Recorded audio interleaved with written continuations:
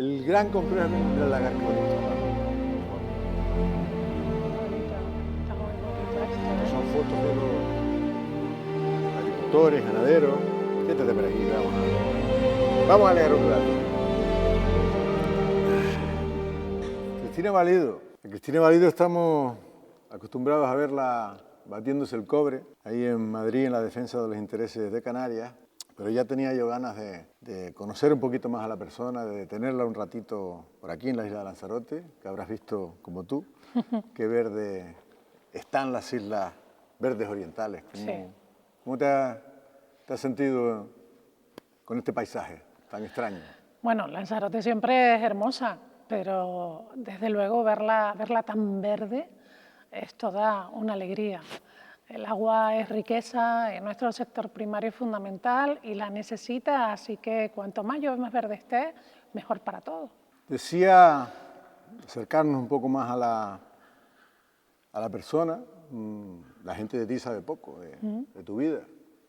¿Qué te animó en su día a dedicarte a esto de la parte de tu vida, a la cosa pública, a la política? Mira, yo nací en Las Palmas, de Gran Canaria. Me fui a la universidad, a La Laguna, y allí conocí a jóvenes de La Palma que ya participaban en un partido que se llamaba en aquel momento API, la Agrupación de Independientes de La Palma. Y con ellas descubrí la posibilidad de trabajar pensando en las islas, en nuestras necesidades, y me pareció que era algo muy necesario, en un mundo en el que las islas no pintaban prácticamente nada por aquella época. Y así me fui acercando a los jóvenes de las AIC, donde tú también estuviste, y empecé a participar de la política mientras estudiaba y empecé a trabajar, a participar activamente hasta que el alcalde de La Orotava un día me llamó y me dijo que quería que fuera en la lista con él, y fui concejal en el ayuntamiento durante 4 años al tiempo que trabajaba. No tenía dedicación exclusiva, por tanto iba al ayuntamiento a plenos, a comisiones, y con la misma me iba a mi trabajo. Hasta que llegó el Cabildo. Ricardo Melchor me llamó para ir al Cabildo y entonces sí que tuve que abandonar el trabajo para ir con dedicación exclusiva a un área tan dura y que requería de tanta atención como eran las políticas sociales. Ahí sí, lo recuerdo, sí. API, ATI, AIL, el embrión, ¿no? De donde hoy estamos. Bueno, has nombrado 2 de tus facetas en la trayectoria como cargo público local. Además lo fuiste también en el Cabildo, además de en el Cabildo, consejera también del Gobierno de Canarias, diputada, hasta que un día te postulaste para dar el salto a la política nacional y los chicharreros así lo decidieron y hoy eras nuestra diputada. ¿No da un poco de vértigo o te dio ese salto? Bueno, para empezar yo no me postulé. Me llamaron y imagínate mi cara cuando me dicen que Ani Oramas se viene para Tenerife, al Parlamento Canario. Pero diste el sí. Sí, pero te quiero decir que si me hubiera postulado a lo mejor ya estaba psicológicamente un poco más preparada, pero el caso es que recibí esa llamada en la que se me proponía que yo fuera la persona que ocupara ese lugar en la lista por una mujer como Ani Oramas, que ha estado tantos años en Madrid, que ha sido la voz de nuestras reivindicaciones durante tanto tiempo y que ha dejado el listón tan alto, ¿no? Y de repente te llaman para que ocupes ese lugar. Imagínate ese momento, ¿no? Todas las dudas y las preguntas a ti misma de wow, ¿no? Sí. Con el antecedente que tenía. Pero bueno, yo no me arrugué, me ilusionó y me pareció un privilegio, una enorme responsabilidad, pero también una satisfacción y un orgullo poder ir allí al Congreso. Supongo que tú sientes lo mismo en el Senado, cuando nos levantamos a intervenir, a hablar de nuestras cosas, de nuestras realidades, de nuestros problemas, a dar visibilidad a asuntos de los que no se habla, que no son prioridad, que no preocupan y que de alguna manera vamos consiguiendo, a base de repetir y repetir en cada intervención, que entiendan que Canarias es diferente y que tiene circunstancias y problemas muy distintos a los que tiene cualquier territorio del continente, que estamos muy lejos, que somos pequeñitos, con un territorio limitado. Y como tú has vivido, que la mayoría de las normas que hacen no tienen en cuenta que su aplicación luego en nuestras islas nos genera problemas e incluso nos perjudica.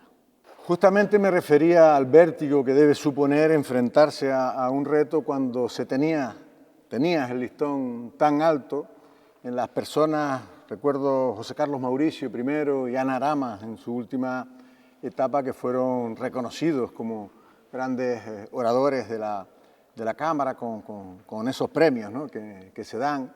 Pero para quienes no lo sepan, Cristina Valido en solo 3 años, ya en su primer año, fue nominada como diputada, revelación, que sin duda lo fue, y también como mejor oradora en los 2 últimos años. Insisto, lo digo con sana envidia, todo hay que decirlo, pero también con el orgullo de saber que estás defendiendo como nadie los intereses de Canarias y eres la voz de Canarias. Y dicho esto, a mí sí me gustaría aprovechar, como cada vez que tenemos ocasión, ¿cómo es esto de defender Canarias en solitario, en ese congreso? Y cuán distinto no sería si no tuvieras que hacerlo sola. Me gustaría que disertaras un poco sobre esto, porque no damos con la tecla de que nuestro electorado entienda que ellos no van a elegir al presidente, pero sí pueden elegir que además de ti tengamos un grupo, ¿no? Sí, nos ha costado mucho hacer entender a la gente que lo que se elige en Canarias son las 15 personas que van a defender a las islas en el Congreso, que cuando cogen la papeleta en las generales para votar, ahí no aparece el nombre de Abascal, ni de Feijóo, ni de Sánchez, ni de Ione Belarra. Aparecen los nombres de los canarios, de las Canarias, que por cada uno de esos partidos se comprometen a ir a Madrid para luchar por nuestros intereses, tanto en la papeleta del Congreso como en la papeleta del Senado. Y cuando llegan las generales la gente se distrae mucho con esos mensajes de las grandes televisiones, con esas tertulias donde solo salen los grandes partidos, donde solo hablan de sus rifirrafes, de su guerra por quitar a uno para ponerse otro, donde no se habla de Canarias y de sus problemas, y se olvidan de que tienen la opción de hacer a Canarias muy fuerte en el contexto de la política del Estado español. Porque si esas 15 personas que van a elegir, un buen número de ellas es independiente, responde solo a la obediencia a su organización en Canarias, si no tiene que cumplir la disciplina y los mandatos de esos jefes con despacho en Madrid, para los que Canarias no es una prioridad, que están en otras cosas, ¿cuánto nos cambiaría la vida? Yo estoy convencida de que lograríamos un nivel de fuerza, un nivel de influencia, un nivel de logros enorme. Lo estamos viendo, Pedro, lo estás viviendo tú en el Senado, con otros grupos de otros territorios. El poder que han alcanzado con esos 7 escaños que han conseguido, cómo se les escucha, cómo se negocia con ellos todo, cómo se les ofrecen asuntos. Nosotros no pedimos nada caprichoso. Nosotros somos un nacionalismo que no levanta muros, somos un nacionalismo que tiende puentes. Un nacionalismo conectado a Europa, conectado a África, conectado a nuestros hermanos en América. Y somos gente siempre dispuesta al diálogo y al consenso en la defensa de nuestros intereses. Si tuviéramos esa oportunidad y esa fuerza, estoy segura de que todo iría mucho mejor y que Canarias no solo sería más respetada, sino que sus derechos serían menos cuestionados. Pues yo me voy a quedar con este último mensaje, porque no tenemos presupuestos, no tenemos moción de confianza, no sabemos si vamos a tener elecciones, pero sí tenemos una agenda canaria que defender y hay que estar preparados para seguir haciéndolo, pero también para afrontar unas elecciones justamente con ese mensaje que acabas de decir, porque la razón no nos falta, pero aritmética sí, para lograr lo que otros nacionalismos sí logran, y no es que sea un espejo en el que mirarnos, quiero decir desde el punto de vista de sus reivindicaciones, porque son distintas, pero sí que teniendo grupo propio, sus reivindicaciones sí pesan, que es el único lenguaje que entienden quienes ostentan la máxima responsabilidad de gobernar este país. Desde luego yo puedo entender, siempre lo digo, que en los pueblos la gente tenga afinidad con las personas, con los candidatos, más con unos que con otros. Pero cuando hablamos de Madrid, Pedro, tú que lo estás viviendo como yo, sabemos muy bien que ahí hay que olvidarse quizás de esas siglas, de esos partidos, preocupados por otras cosas, como decía antes, y hay que pensar en Canarias. Porque el futuro de Canarias depende de que los canarios se lo propongan, se propongan tener esa fuerza para cambiar las cosas.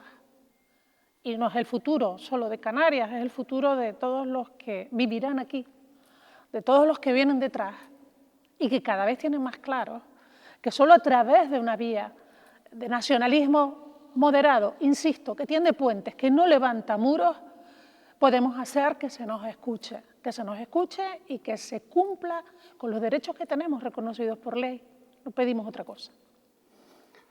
Cristina Valido, probablemente la única diputada canaria cuyo nombre recuerden y que yo espero sea, tras las próximas elecciones, la portavoz del grupo de Coalición Canaria en el Congreso.